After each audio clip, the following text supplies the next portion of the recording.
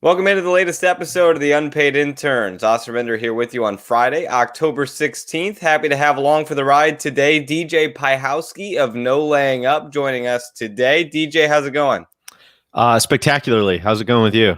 Doing great. Happy to have you here. We'll talk some golf. We'll talk some of your recent work with No Laying Up. You've been out and about from what I've heard, and we'll kind of get things going here. I guess we'll just start it off by talking about 2020. I mean, let's just talk about it in general. How, if at all, has your golf consumption, your golf in general changed? That's a big question with many different parts. So it's been good. I mean, I think on a lot of fronts. I mean, I think we all woke up the day that the Players Championship got canceled, which was the day after kind of everybody would remember the big, I think, COVID day of when the NBA got wiped out, when all these things started canceling and all these dominoes started falling. The Players Championship was also going on in our kind of hometown of Jacksonville, right down the road in Ponte Vedra Beach. And so when that happened, I think we were all kind of looking around like very deeply unsure of just what was going to happen for the rest of the year, as far as would all golf be wiped out? Would anybody be allowed to play golf? Is all golf travel going to be wiped out? From a selfish perspective, a big part of our business is covering the PGA Tour and also like traveling and playing golf and filming and doing a lot of stuff. So I think, like I said, selfishly, there was a lot of just like, what the hell is this going to mean for us? And I think what's crazy is like looking back now on whatever today is, October 16th. I mean, it's turned into just like a spectacular year for golf. I mean, I know we had obviously a pretty massive blip there while everyone was kind of figuring out social distancing, figuring out what was going on, what was safe, what was not, for maybe 6 weeks or 2 months early in the year. But I think once people realized that golf was actually kind of a pretty safe thing to do and a pretty good way to get out of the house and kind of break quarantine and break out from just kind of sitting and watching Netflix all day, I think it really has turned into a pretty huge golf boom. I mean, at least around here in Jacksonville, tee sheets are totally swamped. Talking to our friends that run the Jacksonville Beach golf course, the local muni here. I mean, I think they're on pace to do something like 60 or 65,000 rounds this year, which is an astronomical amount for a public golf course. And so it's been it started very, very scary. It's still scary for a lot of non-golf reasons, but I think as far as golf goes, it's been about as good as it possibly could have been considering the circumstances. I think if it weren't for golf, that would have been a lot tougher of a pandemic and the shutdown. At least we had golf courses to escape to for a little bit.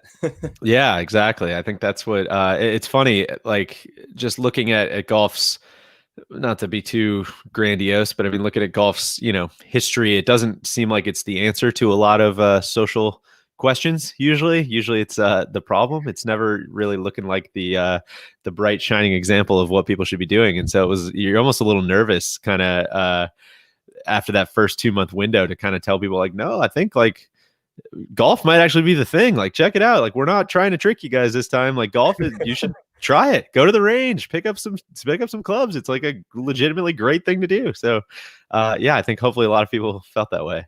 Yeah, the tour, one of the last pro leagues to shut down, one of the first to come back. I think that was kind of a criticism at the time, but it worked out. I do want to talk about the tour in a little bit. I want to talk about what you guys have been doing with No Laying Up. I mean, how has it changed what you guys have done? Because you guys are normally out there traveling around, playing different golf courses, going all around the country, the globe. How has that been affected by COVID-19?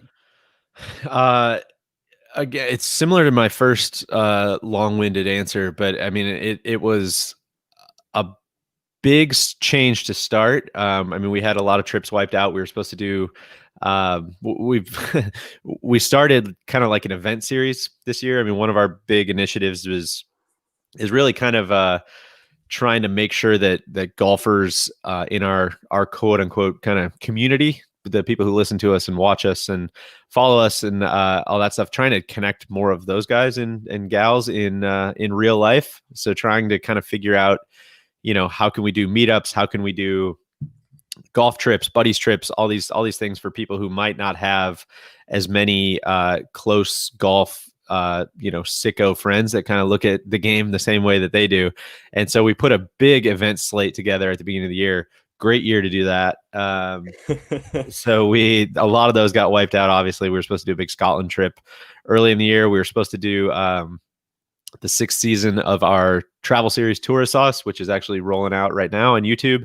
We were supposed to go to England for that. That didn't happen, obviously. So we kept that domestic. And so it changed a lot of things that are kind of, whatever, very, very small in the grand scheme of things. But I think where it changed for us in a big way was just the PGA Tour, very rightfully shutting down for a couple months. I mean, it gave us a chance to kind of do some bigger picture podcasts, I guess, because our podcast is pretty reliant on professional golf. I mean, we react to professional golf, we joke about it, we talk about it. That's kind of what fuels the podcast, and the podcast is kind of what fuels our business. So those few couple months, I mean, we had to get pretty creative as far as let's go into the archives, let's figure out, what would be a fun topic that we can all research. We kind of did these like book report almost style podcasts where we're going through and like, okay, you take this guy, you take this guy, you take this guy. We'll spend 3 or 4 days just reading and consuming everything we possibly can. And then we'll go present kind of a humorous book report to the other guy. So we did a bunch of those podcasts during the quarantine, which was actually really, really fun. And I think a good change of pace. And then I think when golf came back, I mean, not to be backhanded towards the PGA Tour, but I mean, I think one thing that really hardcore golf fans have been saying for a number of years, really since the wraparound season started, is there's just no off season. Like it just gets relentless. And so if you're someone who feels like you need to follow the week to week PGA Tour, which obviously we are, and really any serious fan, I mean, you gotta. Everything's so tied to FedEx Cup points. Everything's so tied to all these different things that really like make the fall kind of matter. I mean, you got to follow every week, and it gets a little monotonous to have whatever it is, 43 72 hole stroke play events throughout the year is a little much. That's probably a little heavy. And so honestly, it was kind of nice to just unplug and think about golf almost like the way that normal sports get to treat an off season, just kind of kick up your feet and think about it a little more big picture. And then when it came back, I think, you're thrilled to watch Colonial and you're thrilled to watch Harbortown and they had great fields. And so it really turned into like, again, making the absolute best out of the absolute worst situation. So it was a pretty interesting year for the PGA Tour, I think. As an avid listener, I did really enjoy those book report podcasts. Those were, well, those thank were you. good. Thank you. They got me through the pandemic. Let's take it back to the origin of No Laying Up. I think I talked to Sully about this when he was on, but kind of what were some of your memories from trying to get the thing up and running? And did you ever think you'd make it to where you are today? So first of all the credit to the other 4 guys for actually the up and running part, because I was working at the PGA Tour that I was just kind of poking fun of. I was working at the PGA Tour at the time. So my backstory just a little bit was I went to college in Illinois. I went and worked at Golf Week magazine for a couple of years, just doing a little bit of everything there. And then worked for the PGA Tour for 5 or 6 years after that. Excuse me. And so when I was getting ready to leave the PGA Tour, I mean, I knew there was, I knew I kind of just didn't want to work at like a big company anymore. I mean, I knew working at the PGA Tour is awesome and it's all great people and it's like the perfect place to work if you're into golf and have been into golf since you were like 5 years old, like myself. But I think it comes with a lot of the same, the same drawbacks of working at any big company. And so I was ready to do something that had a little more flexibility and freedom and all that stuff. And so basically looking around trying to figure out what the heck that could be. The two things that really like stuck out to me were No Laying Up, which at the time was just a podcast, and the social media accounts, which Solly and Tron and Randy and Neil were doing a good job of running those, and they were my favorite thing to listen to on Monday morning. I was just a massive fan and had gotten to know the guys a little bit, just like, kind of friends from the internet. And then the other one was the Golfers Journal, which was a magazine that a friend of mine, or two friends of mine, Travis Hill and Brendan Thomas, were trying to get off the ground. And so I basically wanted to do something, basically those were the two things. If I was going to absolutely like, if I won the lottery and someone said you could go do anything you want in golf and you don't have to worry about money, I mean, like those are the two things that they would have been, like a really high end magazine and then just like a very hopefully relatable podcast and video network. And so saw those two opportunities and then was able to kind of talk both of those entities into kind of trick those guys into letting me come work for them. And the rest was kind of history. So NLU, when I joined, was, like I said, it was kind of the podcast was booming. They certainly definitely didn't need any of my help for that. They were already killing it with that, and it was kind of turning into a nice little business, both with that and the merchandise and a couple other things. And so my kind of pitch to them was, there's a lot of golf might be the most photogenic, videogenic, whatever you want to call it, sport in the world, and it seems like there's a lot of golf travel video out there, but it's all so dry. It's all so advertorial. It is just, people getting paid to go say nice things about resorts, and that is not how 95% of people experience golf. And so, let's kind of try experimenting with a bunch of different things, and let's get some cameras and figure out how to use them and figure out how to edit, and the rest is kind of history, I suppose. But yeah, it's to answer your last question, did you ever picture where it was going? It's like, not really. I think that was kind of our strength almost, was we really did a good job of not getting too focused on the results. I think we had a good enough game plan to actually like kind of hope. We had a hope of where it was going without like a roadmap that we had to stick to point by point. And so like when we did the first season of our travel series was in Australia. And for that one, I mean, we basically had enough money like to go to Australia and get back. And we didn't have a sponsor for it. We didn't have a real plan for it. We just kind of were like, let's go. I think we can, I think I kind of know how these episodes will shake out. Let's go do it. And then we'll try to sell it to someone and hopefully it works out. And it kind of worked out. And so it's been the same thing with Strapped is another series we do. It's been the same thing with Wild World of Golf is another series we do. It's kind of a lot of these, I think whereas a lot of big companies, and this is extremely, extremely understandable because there's a lot of moving parts and there's a lot of people you have to get rowing in the same direction. I think there's a lot of, those entities have to basically build out a plan ahead of time. They got to build out a pitch plan, a promotion plan, a distribution plan, like all that stuff kind of has to go. That kind of all has to be done before you even get to step one. And I think with us, it's a lot easier to, rather than, going to an advertiser and saying, okay, tell us, like, what do you want to do? Like an advertiser obviously has a hard time picturing a lot of the stuff I think we're talking about. Otherwise they probably would have done it already. And so I think for us, it's been really helpful to be able to go to groups and say like, okay, here is the product. Like here's the pilot. Here's what we're talking about. And here's exactly how your name can kind of fit in or how your product can fit in. And so that was an extremely meandering answer, but I think that's hopefully gets to some portion of what you're asking. It hit it. It got it. I can confirm that.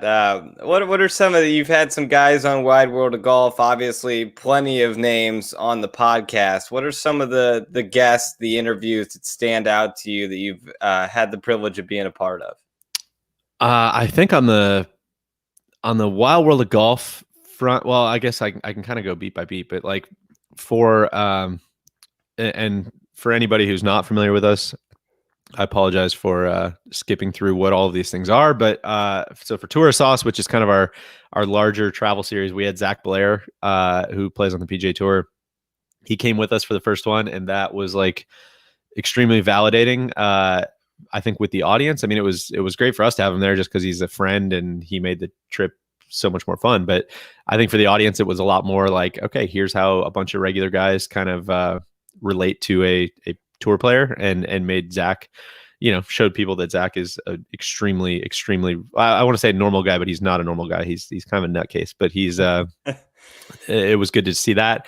I think with Strapped, which is our kind of like budget golf travel series, we did the same thing with Max Homa, which was, he's become like a extremely close friend. And so that was awesome to go back and show like his childhood and where he grew up, and that not all PGA Tour players were born on, private club ranges with stacked pyramid, golf ball towers.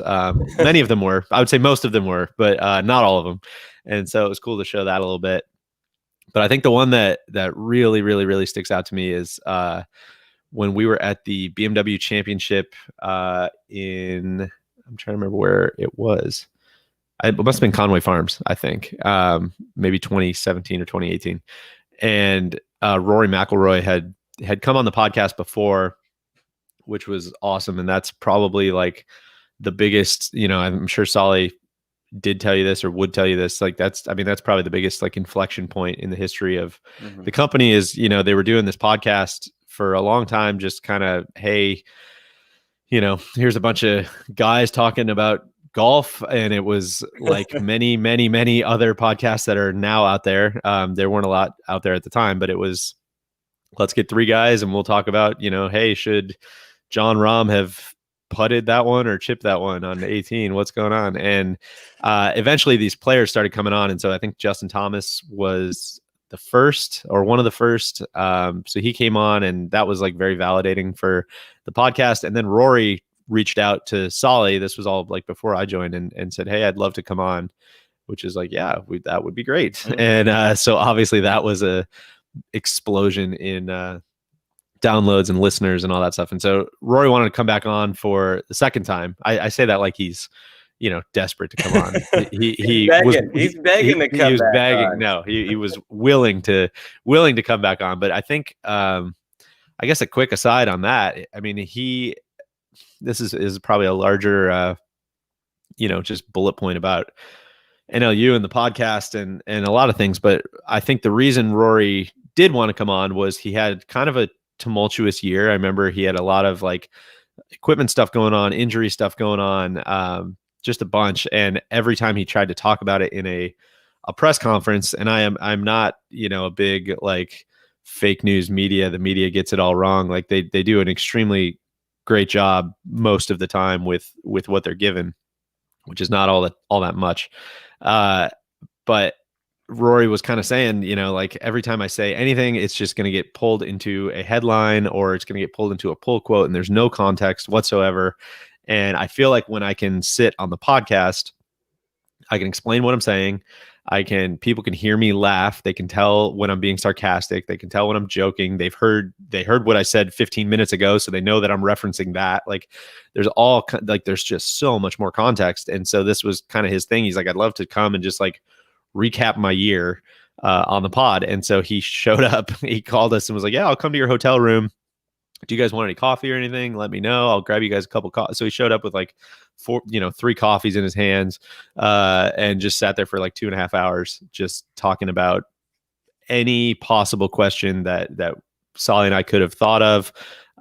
It was unbelievable. So like hearing him do that, I mean, I've made no secret, he's like one of, if not my favorite players. And I mean, that's really cool to just be able to look across the table and be like, hey, I've always wondered this, like what's going on with this? And, it's cool that I guess other people, at least most of the time, other people maybe are interested in the answers to my questions as well. So that's pretty sweet. I think that's why a lot of people like Rory.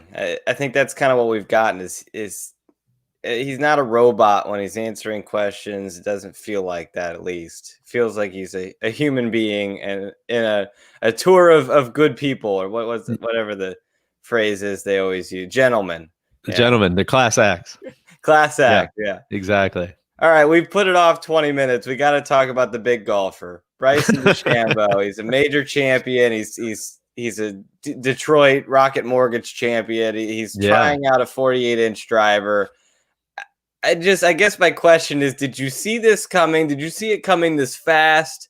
What do you take away? And I know you guys are kind of torn at the NLU desk about Bryson, but I think you're one of the guys that's a big proponent of it. Yes, with an asterisk. Yeah.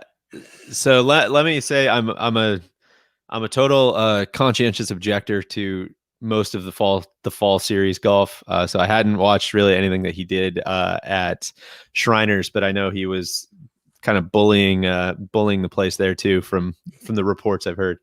But so to answer your first question, like I would like to say that we did see it coming, because I think after was it after Rocket Mortgage? I think if you went back and listened to that podcast, I think we were sounding every single alarm bell that we possibly could, where we're like, yo, this is not a fluke. He's finished top 10 in his last like 5 starts. It's crazy how fast this has happened, but it's also not something that like, for those that don't know or don't follow it super closely, I mean, he tacked on a bunch of weight, which may or may not impact how far he hits the ball. That's a whole other question. But more importantly, he's tacked on a ton of clubhead speed, ball speed, and he's just literally, not overnight, but very, very, very quickly has turned himself into the longest player on the PGA Tour.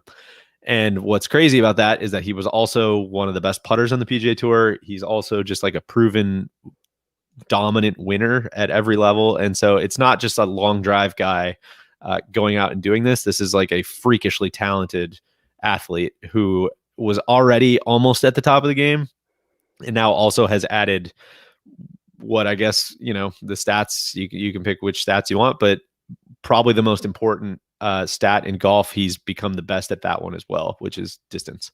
And so the crazy thing about hitting it far is it's not like you show up one week and all of a sudden you don't hit it far. You know what I mean? Like, you can have a bad putting week and you can have a bad ball striking week, but when you hit it far, like, you're still going to hit it far. And what's crazy about him is how straight he's been hitting it. And that's the part that, he'll have off weeks with that stuff, and he'll have courses that don't fit great, with what he's trying to do. But I think we saw that during some of the playoff events, especially up at like Olympia Fields. I know he played bad, and Boston, he didn't play well, although Boston seemed like it probably should have been a good fit. But anyways, I think we were trying to shout that, like, hey, this isn't like a fluke, and it's not some weird gimmicky game plan. Like, what he's doing is hitting it extremely long and extremely straight. And yeah, that's probably going to work in most places. And the vast majority of the feedback that we got from that podcast, I remember, was like, well, it's not going to work at the US Open. It's like, who the heck, what are you talking about?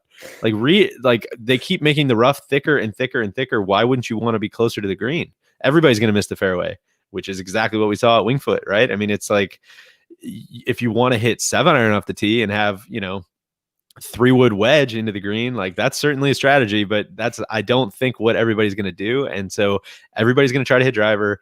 Everybody's going to miss fairways, and Bryson's going to be closest to the green. And that's exactly what happened. And to his credit, he also putted it excellent. He chipped it great. Like, I thought, even at Detroit when he won, his wedges were not good. He had a lot of driving it on these 460-yard holes. I mean, he'd cut a corner and have 85 yards into the green and wipe it out there to like 30 feet. And he cleaned up a ton of that stuff at the US Open. And I think what's crazy is the Masters just feels like it is so Augusta National, I should say. I'm scared to ask you about the Masters, because that feels like it's just another track for him to destroy. And I guess the only thing that I would say is, pressure is also a very real thing. You know, who knows? Maybe I think we've seen that with Rory. Honestly, I think Rory would be pretty candid about that as well. That he knows that's the last one he needs for the career Grand Slam, and can't like has say whatever you want to say has gotten the better of Rory at Augusta the last few years, but he has not really looked like himself, especially when he gets in contention. So I guess that's the only thing that I can kind of see is, you know, maybe the pressure of the whole thing gets to him, and it's a little bit too big of a it's almost like, hey, you're so expected to do this that maybe it kind of psychs you out a little bit. But this is obvious to say, but I mean, if he drives it the way he drove it at Winged Foot, if he putts it the way he putted it at Winged Foot, I mean, it could be like scary stuff with some of the lines he's going to take and all that stuff, and all the rest of it. This kind of gets to the second part of your question, I think, is it's such a clown show. Like the whole thing is just so it's so like hateable. Like I think that there's nobody watching, and I feel bad for Bryson to say this, but like there's nobody watching who's like, man, that guy is so cool. Like everybody is just like, what a clown. This is such a sideshow. Now he's doing what? Now he's side saddle putting. Now all his clubs are the same length. Now he's got his ball in Epsom salt. Oh, he's signing his name left-handed. Like there's nobody who's watching this. It's just like, this guy rocks. This is so cool.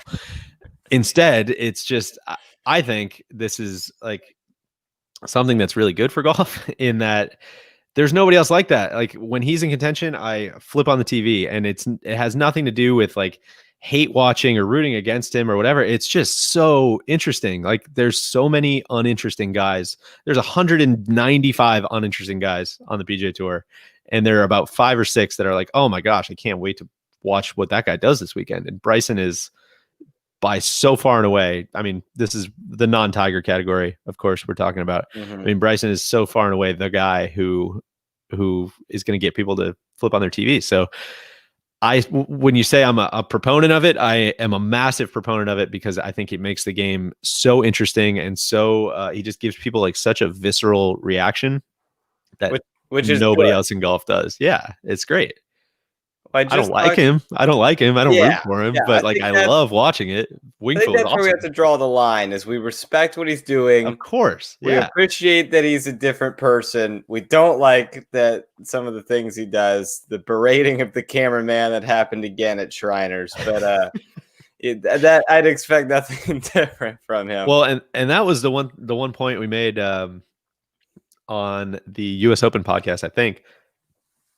Excuse me, on the US Open podcast, was he basically has done all this stuff. He has flown in the face of everybody in golf. He has been made fun of mercilessly by our entity as much as anybody else. And then he goes out and he wins the US Open in dominant fashion. And everything he's done has seemed to work.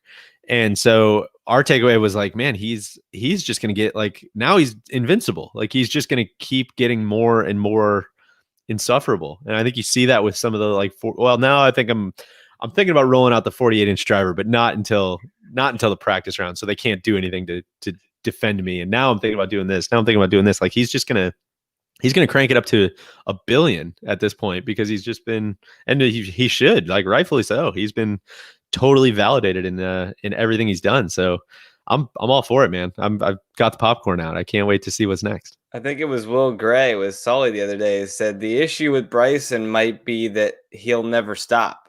Exactly. He's just always going to try and find another way to get better. And that was the famous, I know Ryan Lavner from Golf Channel rolls out this quote all the time, but he did a big profile on Bryson when he was leaving college, I think. And there was a great quote. In 5 years, he's either going to be the number 1 player in the world or he's going to be in a straitjacket. And it might be both. So who knows? It's still possible that it could be both.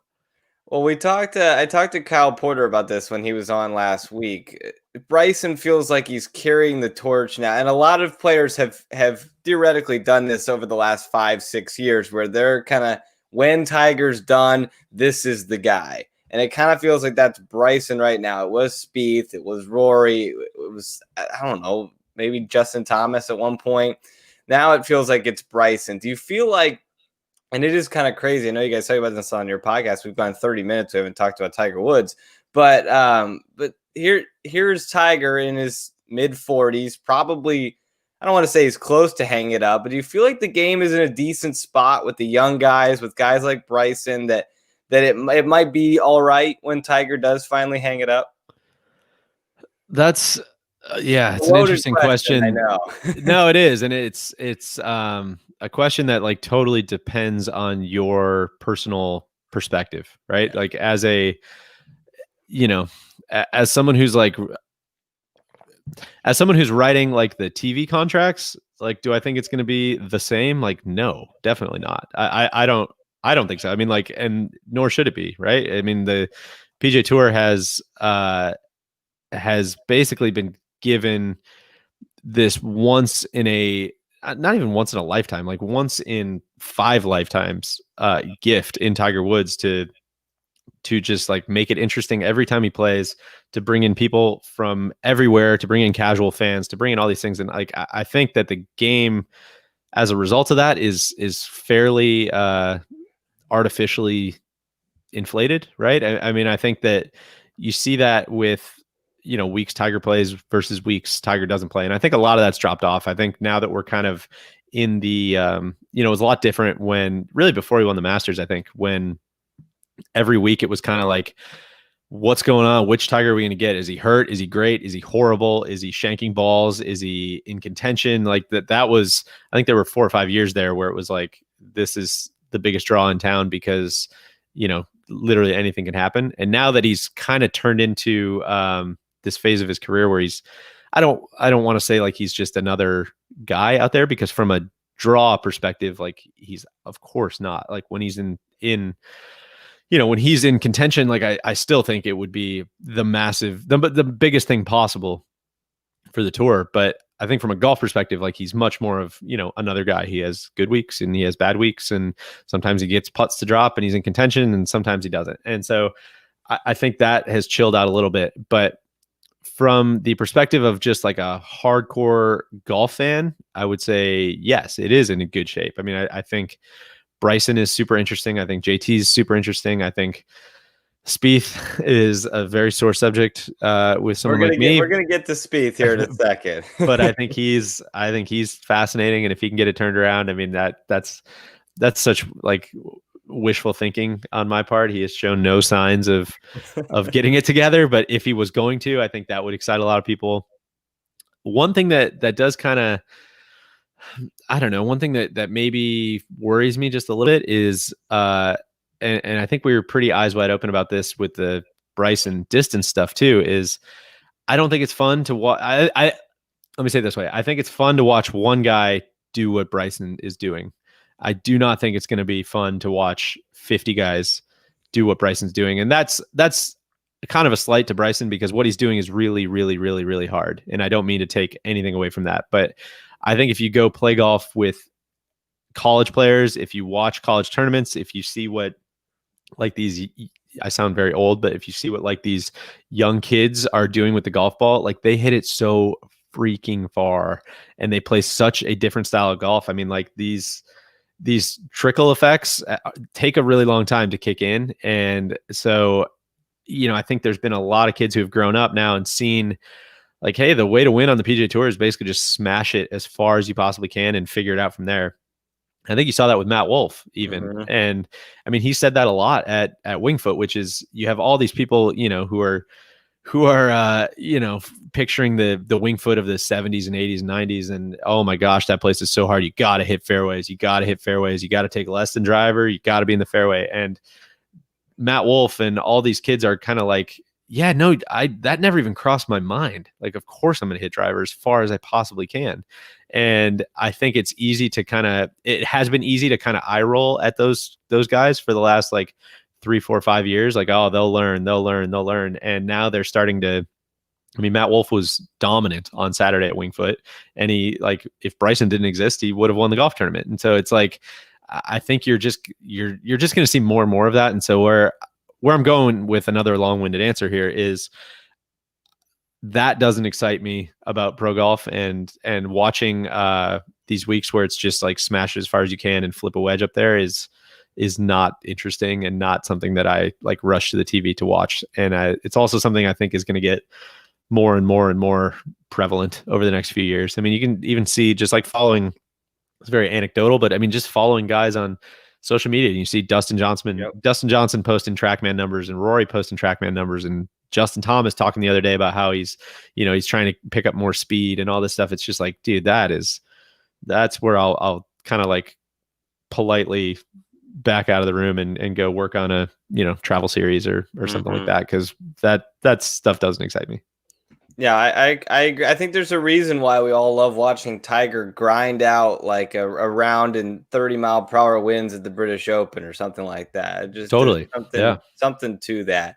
Well, you mentioned Spieth, so we have to talk about him because even though he is struggling, I think he's still a big face in the golf world. I was told to play a game with you here with Jordan Spieth. Okay. I'm going to give you a pro golfer, and you're going to tell me if he's higher or lower than Jordan Spieth's 75th ranking in the official World Golf Rankings. Okay, ready. We'll start with Sebastian Munoz. Higher. He is lower. He is really? 72nd. I thought he's been playing nice. Yeah, sorry. That's what I meant. I meant better. Yeah, sorry. Yeah. Right. Okay. So lower is lower number. So okay. Next one, Rafa Cabrera-Bello. I'm gonna say he has a worse ranking than Spieth. Yes, yeah, he's 76th. Andy Sullivan. Ooh, he's definitely a handicap manipulator over on the Euro Tour.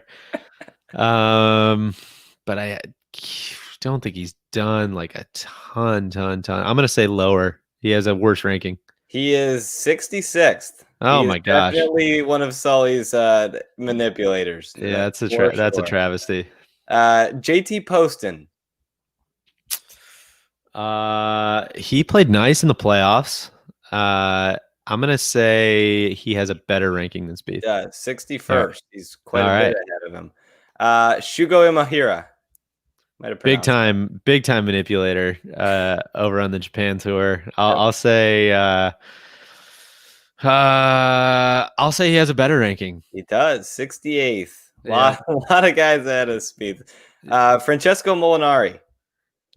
So he has been completely MIA. So I'll say worse. I'll say he's dropped off. It's crazy. He's only 2 spots worse, and he has been completely absent.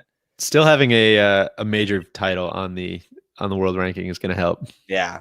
All right, Jazzy Janewattananond. I will say he is.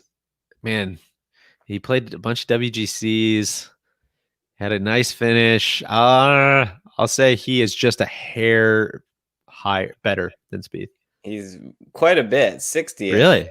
Okay, yeah. All right. Jazzy playing, and he's trending downward, but he's ahead of Spieth by quite a bit. Last one, Rasmus Højgaard.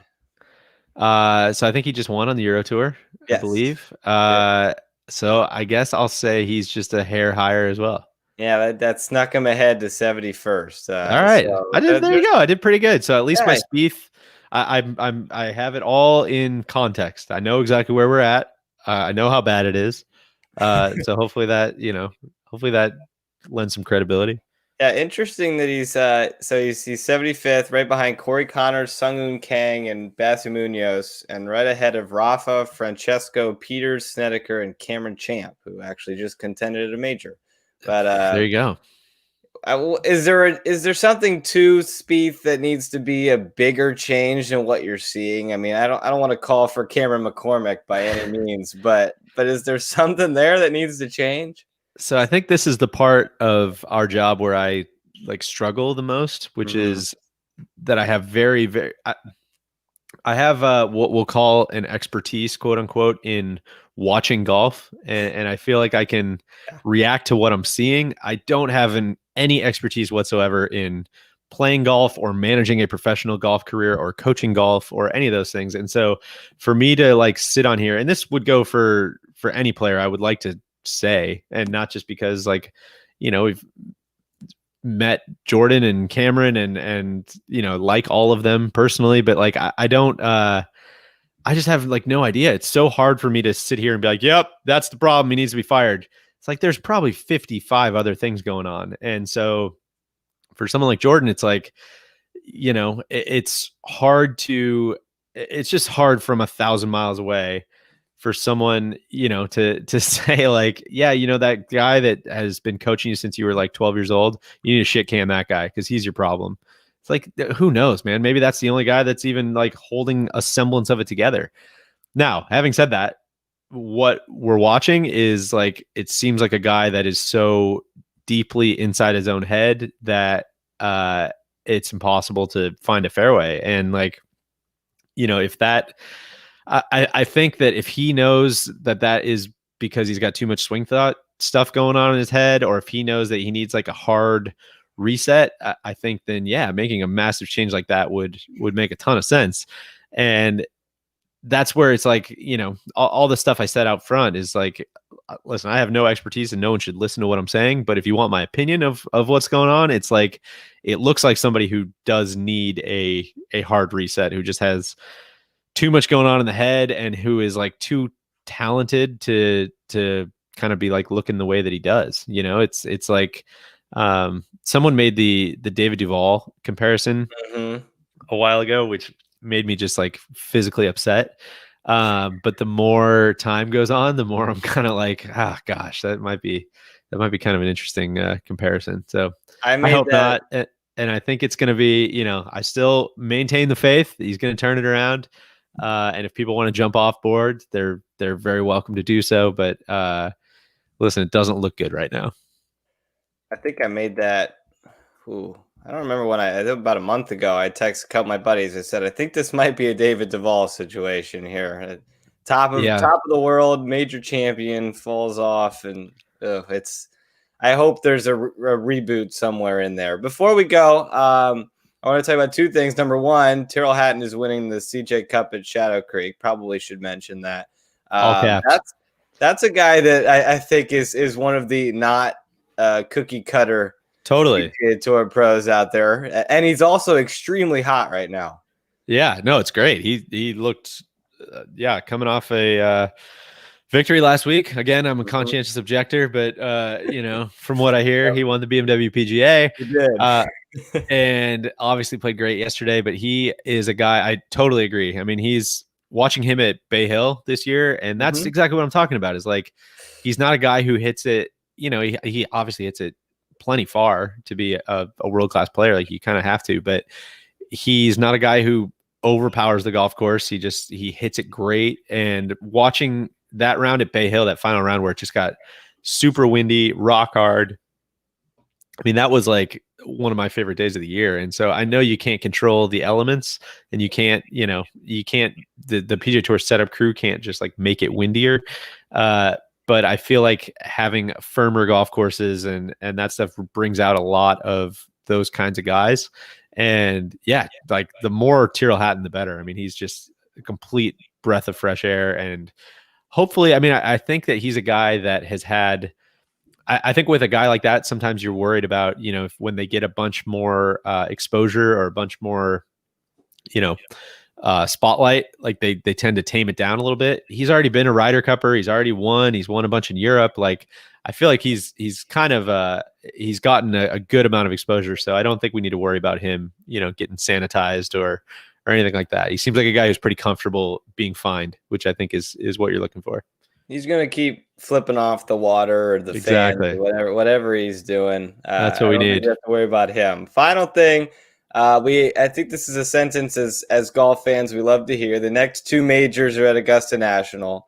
I'm going to put you on the spot. Give me a couple of guys you like. I like Kyle said last week, I think I like at least like 30 people, but give me a couple that stand out to you. Well, this is going to be no surprise and very uninteresting, but Bryson, of course. Yeah. Like, I mean, I think we said that basically since he won in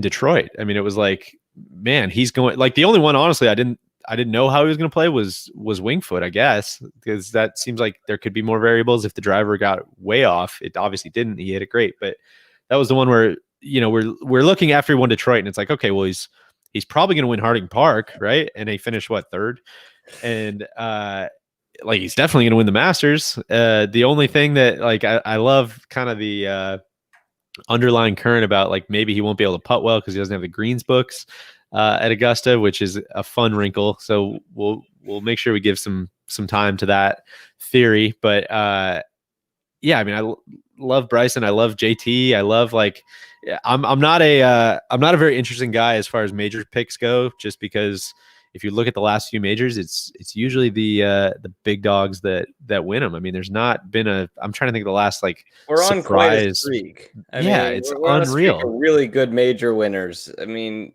Shane Lowry came a little bit out of left field, but he's still a world-class talent. Totally. Yeah, absolutely. And even like people like to point at Danny Willett, like, oh, he was such a fluke. I mean, he was like number 12 in the world. Or Jimmy Walker. I know you guys don't like that PGA Championship, but he was playing some really good golf. No, exactly. And if those are your two kind of like quote unquote flukes, yeah, I don't know, that points to, you know, it seems like it's going to be another big guy that wins, especially at the Masters. I mean, I think like, you know, to Kyle's point, I think he obviously was joking about I like 30 guys, but there's really only about 30 guys who can win usually. Yeah, you know, that's what he said. He said there's 30 guys that show up with no chance. There's 30 guys that talk themselves out of it, and then there's 30 guys that you could pick to win.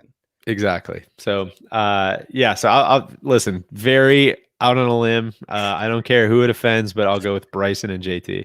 Yeah, no, that's fair. Maybe one of them will win each one. One exactly. in November, one in April, and we'll be good to go. I will say that on the Bryson front, I think last thing, I know I've said this on the pod a bunch, but anybody who's like I kind of whined and complained about you know, distance being too dominant and making the game kind of uninteresting.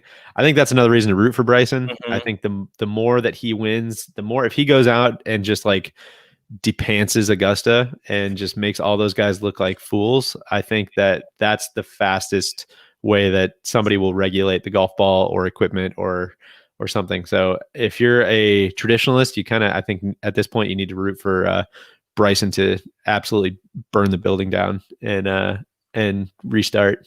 There's a better chance of him just terrorizing the tour than there is rooting for him to miss all the cuts and fall off the planet. I think that's exactly right. Yeah. Before I let you go, what's your favorite shtick that's going on at the No Laying Up guys? Is it that DJ played the best hole, his 72nd hole at Oakmont? Is it that he's on the deathbed? Is it that Rory McIlroy is dead? Is it that Harris English stripes it all the time? What's your favorite shtick? Maybe that even just that Randy has going. That's a good question. I don't know why it makes me laugh. I love Harris English's flushing it. I think that is so stupid. And all it came back to was Randy caddied for, I think he caddied for Will Grimmer at a Monday qualifier, a Korn Ferry Tour Monday qualifier, like, I don't know, 4 months ago. And he had one guy who had been to Sea Island. It was like, oh yeah, the guys up at Sea Island said Harris English was just like flushing it last week. And that was probably 4 months ago. And now every single time Harris English comes up, Randy just, oh, my guy Harris English is absolutely flushing it. I'm getting reports he's absolutely flushing the ball right now. And so I think anytime we can kind of blend the, you know, ESPN, like my sources say, with anything we can just beat into the ground, I think that's a winning combo for an NLU bit. Hey, he is flushing it. That and then coincidentally, he has turned out to flush it as well. So yeah, he is definitely flushing it. Well, DJ, thanks so much for spending your Friday morning here. Really appreciate it. Great insight as always. Keep up the good work with No Laying Up. Thanks, man. I appreciate you having me. Really appreciate it. That was DJ Piehowski of No Laying Up joining us here on Unpaid Interns. A reminder, you can catch all of our episodes here on the IU Sports Media YouTube page or wherever you get your podcasts under Unpaid Interns. For DJ Piehowski, I'm Austin Render. That'll be it for our Friday episode. We'll be back on Monday with a fresh new week of guests. But for now, saying so long here from today's episode of Unpaid Interns.